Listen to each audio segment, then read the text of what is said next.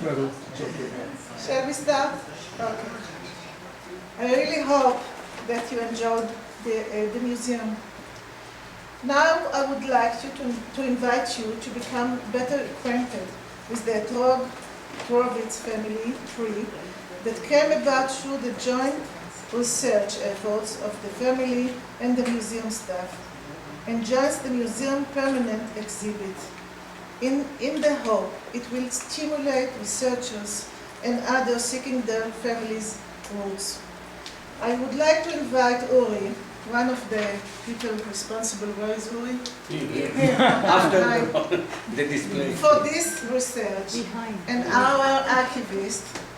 And Uri, may I take this opportunity to thank you deeply.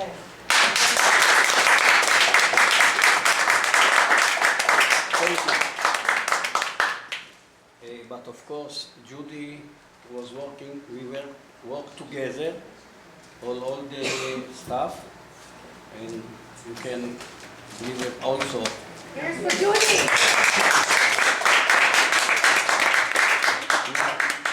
The beginning was in 2005.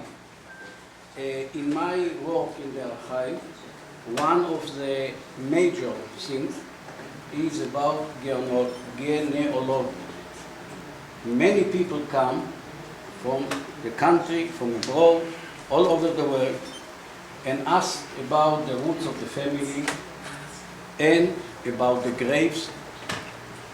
And in 2005 came a couple, Mark and Karen, because they were celebrating the 20 year of marriage, yes, and they come to Tzfat, and they come to the museum, and we were sitting and speaking, and they, like Judy said in the beginning, in Tzfat, there is not a coincidence.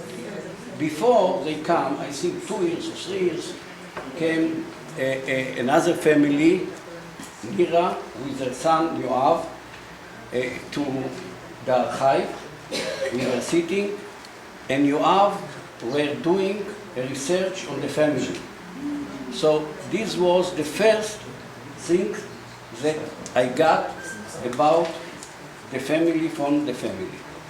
Because you know, and this is also opportunity to ask you, if you want documents and stories and so on the families, mostly you have got it from the family, because the family has most of the things. So if somebody wanted to be here in the archive, please send us. So you have sent me also things, and when Mark and Karen came, I have the address, I have some things, and I make the contact between them. And as you know, Mark and Karen, he take the car and go to Tel Aviv to meet, like us. And this was a very good contact, and from this, I think it was, like you say, the start. This was the start of the project. Then Mark came another time alone, I think after 3 years, and this was the time that we started about thinking about the display and so on. And then he came another time for 1 week to work with us, to help us, to get more things. So this is the start of the project, and I'm very happy that you can see. Now, Yossi, please.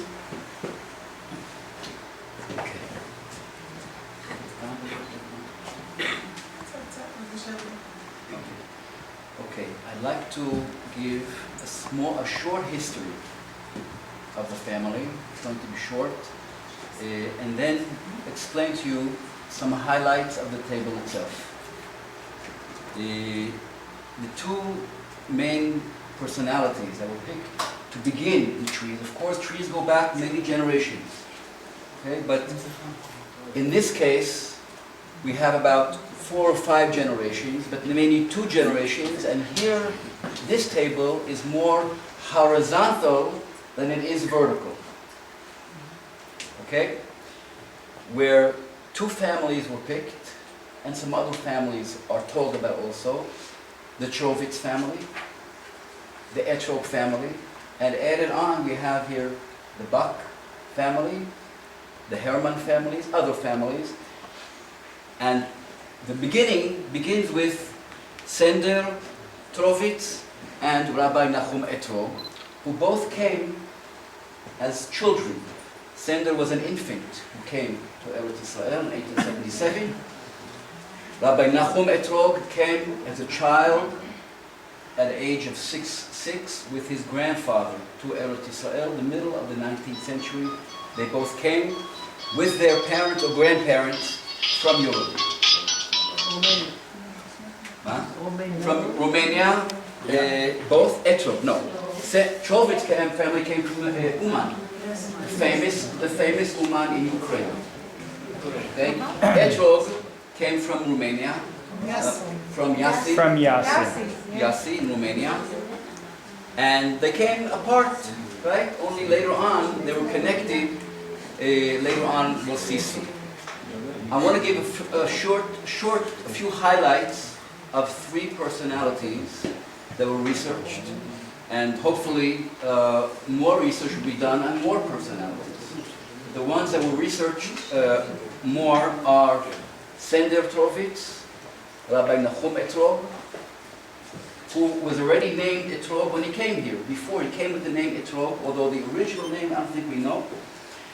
And Sender Nachum and his son, Rabbi Yitzchak David Etrog. I think he's known more as Rabbi David Etrog,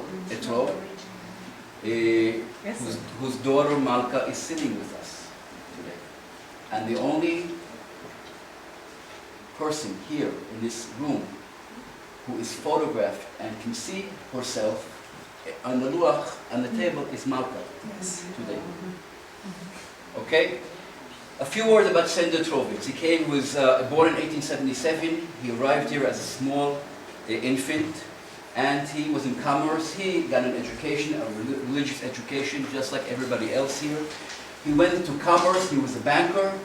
I think the most interesting thing that I found here, he was almost assassinated by the Arab villagers around here because he was a successful Jew, had good contacts with first the Turks and then the British.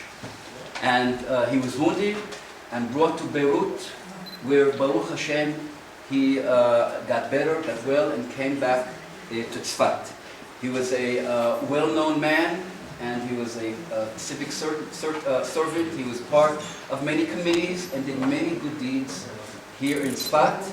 And in the end, he passed away in Tzfat and is buried in Tzfat. כן, בבקשה. היה סיפור במשפחה עליו כשהוא נפצע, בראש נפצע. In his head, כן. שהוא,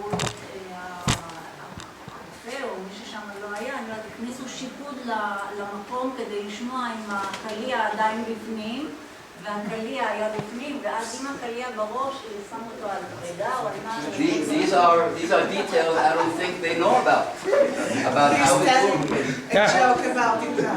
You can sit down here if you want, please. Sit down. Okay, we have here details of how he was wounded in the head and how the bullet was stayed inside until it was taken out in the hospital in Beirut. Alexandria. Okay, here it's we know about Beirut. He was taken on camelback. Maybe it's a legend in your family.